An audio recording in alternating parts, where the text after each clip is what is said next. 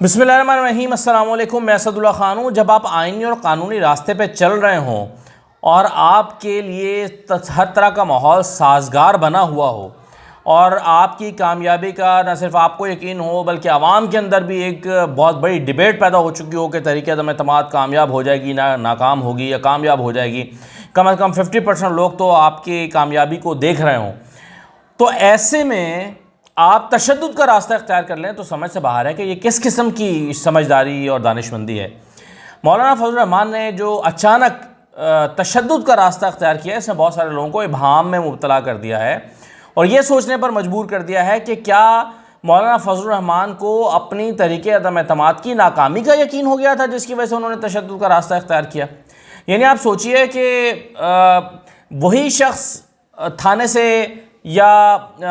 कमरा अदालत से भागता है ना, जिसको पता चल जाता है कि मेरी अब ज़मानत कैंसिल होने लगी है या मुझे अब गिरफ़्तार कर लिया जाएगा या अब मुझे सज़ा होने लगी है, जब वो भांप लेता है, उसको यकीन हो जाता है तो वो थाने से भागता है या कमरा अदालत से भाग खड़ा होता है। तो मौलाना फजल रहमान को अगर यकीन है कि उनकी तहरीक अदम एतमाद कामयाब होनी ही है तो समझ से बाहर है उन्होंने तशद्दुद का रास्ता क्यों इख्तियार किया है। आप सोचिए कि मोटरवेज़ और हाईवेज़ बंद कर दी जाएँ और रेलवे ट्रैक को बंद करने की तरफ आप बढ़ रहे हों और हज़ारों लाखों लोग सड़कों पर बच्चों समेत फंस जाएं, तो कौन आपकी हिमायत में खड़ा होगा और कौन आपको सपोर्ट करने के लिए खड़ा होगा। मैं खुद अभी वाटर पंप से सखी हसन से निकला, वाटर पंप आया, वाटर पंप से मैंने जैसे ही सोराब गोट की तरफ गाड़ी मोड़ी तो मैं वहाँ पर बुरी तरह से कंटेनर्स में फंस गया और मेरे इल्म में ये नहीं था कि सोराब गोट को भी बंद कर दिया। ये तो मुझे पता चल गया था, मैं कहीं पर शादी के एक फंक्शन में बिजी था, लेकिन मुझे ये तो पता चल गया था कि कुछ गड़बड़ चल रही है और रास्ते बंद होना शुरू हो गए या मोटरवेज हाईवेज बंद होना शुरू या एहतजाज की कॉल मौलाना दे दी है, लेकिन ये नहीं पता था कि ये सोराब गोट को भी बंद कर दिया। और मेरे साथ फैमिली थी, बच्चे थे और मैं बड़ी मुश्किल से उन कंटेनरों के बीच से या ब्लॉक रास्तों से होता हुआ, जाहिर है ज़्यादा कराची के रास्तों से भी वाकिफ़ नहीं हूँ तो गलियों से न जाने कहाँ से होता हुआ घर पहुँचा हूँ। तो कहने का मतलब ये है कि ये मैं एक आदमी परेशान हुआ हूँ, तो चलिए मुझे तो छोड़ दीजिए, लेकिन वो लोग जो इस वक्त मोटरवे पर होंगे और वो अपने घर पहुँचने की यानी लंबा सफ़र करके आ रहे होंगे, उनके साथ बच्चे और ख़वातीन होंगी, बूढ़े लोग होंगे और वो इस वक्त अगर मुल्तान मोटरवे पर फंस गए होंगे तो वो किन अल्फाज में याद कर रहे होंगे। और वो लोग जो ट्रेन में बैठे हुए हैं और उनको पता चलेगा कि मौलाना के एहतजाज की वजह से ट्रैक बंद हो गया है, तो हमदर्दी का वोट क्या मौलाना को मिलेगा या उनके खिलाफ जाएगा। तो मेरी समझ से बाहर है कि ये किसने मशवरा दिया मौलाना को ये तशद्दुद का रास्ता इख्तियार करें। क्या उनको यकीन हो गया है कि ये जो तहरीक अदम एतमाद है वो नाकाम होने जा रही है और नाकाम होने का पूरा भांप कर उन्होंने ये हरकत की है। देखिए कहानी कहाँ से शुरू हुई है। मौलाना के पास इस एहतजाज के लिए एक जस्टिफिकेशन ये है कि चूँकि मेरे कारकुनों को गिरफ्तार किया गया और मेरे लोगों को गिरफ्तार किया गया और जब तक उनको नहीं छोड़ा जाएगा इसलिए मैंने ये एहतजाज किया। लेकिन ये कहानी यहाँ से शुरू नहीं हुई। कहानी यहाँ से शुरू हुई है कि आपने वो जो अपना मुसल्ला जत्था है उनको आपने घुसेड़ लिया पार्लियामेंट लॉजिस के अंदर और वो बावर्दी होकर, इस तरह से बावर्दी होकर कि जिस तरह से कोई मलेशिया होती है या कोई आर्मी होती है, उसके दर्जनों नौजवान जो हैं या वो वहाँ पर पार्लियामेंट लॉजिस के अंदर घुस गए और यूनिफॉर्म पहनकर वहाँ पर बैठ गए। तो आप सोचिए कि क्या किसी भी मुल्क में ये हो सकता है कि कोई शख्स प्राइवेट मलेशिया को लेकर आ जाए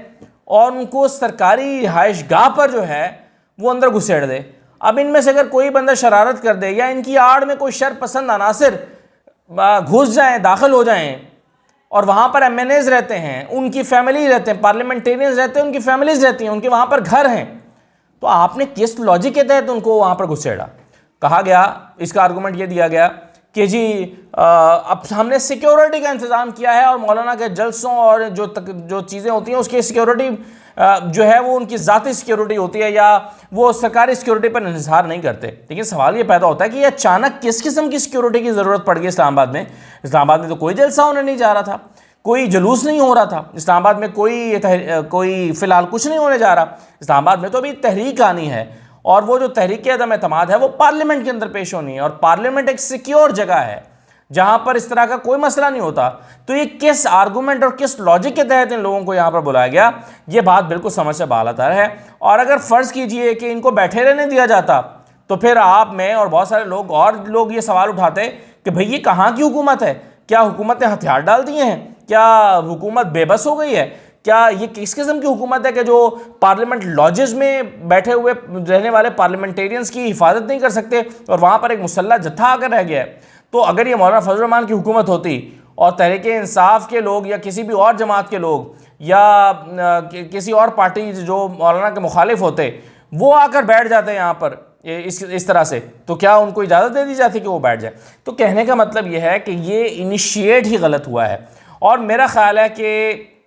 वो तमाम लोग जो रास्ते बंद करके आवाम को तकलीफ में मुब्तला करते हैं, करने के मुखालिफ हैं, वो इससे बड़े तशवीश में मुब्तला होंगे। जैसे कि Peoples Party, I am sure Peoples Party धरनों की सियासत की मुखालिफ है और वो बारहा कह चुके हैं कि हम धरनों की सियासत के मुखालिफ हैं। और मुझे पूरा यकीन है, अभी ऑफिशियल को मैंने बाज़ाब्ता बयान उनका नहीं देखा, लेकिन मुझे पूरा यकीन है कि पीपल्स पार्टी मौलाना की इस मूव के सख्त खिलाफ होगी कि उन्होंने पूरे मुल्क में जो है वो पहिया जाम कर दिया है, मोटरवेज और सड़कें और बड़ी शाहराएँ बंद कर दी हैं और बड़े शहरों के अंदर भी सूरत हाल रात के इस पहर में कशीदा है।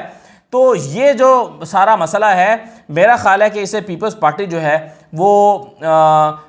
भी अनहैप्पी होगी और मेरा ख्याल है PMLN भी कोई ज़्यादा खुश नहीं होगी। और जहाँ तक रही बात ये कि ये इस मूव से मौलाना को फ़ायदा होगा या नुकसान होगा, तो मेरी ज़ाती राय ये है कि मौलाना ने ये सब करके अपने आप को मुश्किल में डाल दिया है और अच्छी भली एक खासी बेहतर तरीके से एक आइनी और कानूनी जंग चल रही थी, उस आइनी और कानूनी जंग का रास्ता इन्होंने तशद्दुद के रास्ते पर मोड़ दिया है, जिससे यकीनी तौर पर इनको नुकसान होगा। तो ये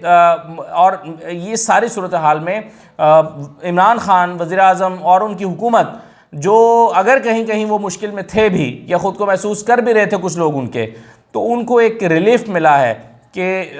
मौलाना और उनके तहादियों ने खुद अपने ही पाँव पर कुड़हारी मार के अपने लिए मुश्किलात पैदा कर ली हैं। तो मेरा ख्याल है कि ये कोई दानिशमंदी का रास्ता नहीं लिया गया है मौलाना की तरफ से, और जो सड़कें बंद करके और इस तमाम चीज़ें करके, ये चंद दिन की बात थी। आज ही खबरें चल रही थी और मैंने पिछली वीडियो में शेयर किया था कि 14 तारीख को इजलास बुलाने पर गौर हो रहा है और 18 तारीख को वोटिंग हो जाएगी। 18 में कितने दिन रह गए? 8 दिन रह गए। तो जहां आपने 4 साल गुजारे, 8 दिन सब्र हो सकता था। अगर आपको यकीन है कि आपकी तहरीक तो हर सूरत में कामयाब होनी है और आपके पास नंबर्स पूरे हैं, तो फिर आपको ये वाला रास्ता लेने की ज़रूरत क्या थी? तो ये एक ऐसी चीज़ है, या तो फिर कहीं पर तय कर लिया आपने कि आप जो गैर सियासी कुव्वतें हैं उनको मुदाखलत का मौका देना चाहते हैं, आप उनको बुलाना चाहते हैं, उनको इन्वाइट करना चाहते हैं और आप चाहते हैं कि वो आएँ और आकर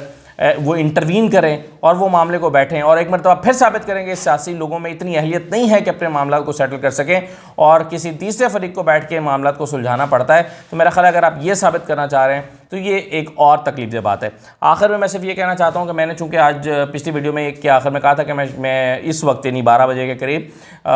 जो शहबाज शरीफ साहब की अदालत में पेशी थी उससे मुतालिक वीडियो करूँगा, वो मैं रिकॉर्ड कर चुका हूँ और वो बस मैंने अब इसलिए अपलोड नहीं की क्योंकि ये जो सूरत हाल इस वक्त पैदा हुई है ज़्यादा इंपॉर्टेंट है। वो मैं कल सुबह 10 बजे के करीब अपलोड कर दूँगा और उसमें आपको जो है वो शहबाज शरीफ से के